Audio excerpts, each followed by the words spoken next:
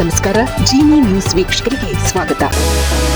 ರಾಂಚಿಯಿಂದ ದೆಹಲಿಗೆ ತೆರಳುತ್ತಿದ್ದ air ambulance ಒಂದು ಪತನಗೊಂಡಿದೆ. ಘಟನೆಯಲ್ಲಿ 7 ಮಂದಿ ಸಾವನ್ನಪ್ಪಿದ್ದಾರೆ. ರಾಂಚಿಯಿಂದ ದೆಹಲಿಗೆ ತೆರಳುತ್ತಿದ್ದ ಏರ್ ಆಂಬ್ಯುಲೆನ್ಸ್ ಛತ್ರಾ ಜಿಲ್ಲೆಯ ಸಿಮಾರಿಯಾ ಬಳಿಯ ಕಾಡಿನಲ್ಲಿ ಪತನಗೊಂಡಿದೆ.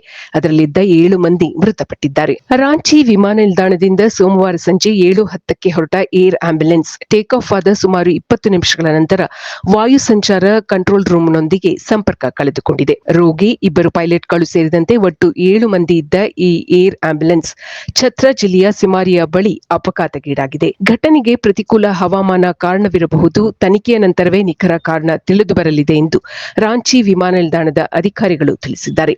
ಈ air ambulance red bird Airways private limited ಕಂಪನಿಗೆ ಸೇರಿದ ವಿಮಾನವಾಗಿತ್ತು. ಈ ದುರಂತದಲ್ಲಿ ಪೈಲಟ್ಗಳಾದ ವಿವೇಕ್ ವಿಕಾಸ್ ಭಗತ್, ಸವರಾಜ್ ದೀಪ್ ಸಿಂಗ್ ಹಾಗೂ ಚಿಕಿತ್ಸೆಗಾಗಿ ತೆರಳುತ್ತಿದ್ದ ರೋಗಿ ಸಂಜಯ್ ಕುಮಾರ್, ವೈದ್ಯ ಡಾಕ್ಟರ್ ವಿಕಾಸ್ ಕುಮಾರ್ ಗುಪ್ತಾ, ಪ್ಯಾರಾಮೆಡಿಕಲ್ ಸಚಿನ್ ಕುಮಾರ್ ಮಿಶ್ರಾ ಹಾಗೂ ರೋಗಿಯ ಸಂಬಂಧಿಕರಾದ ಅರ್ಚನಾ ದೇವಿ ಹಾಗೂ ದುರುಕುಮಾರ್ ಮೃತಪಟ್ಟಿದ್ದಾರೆ.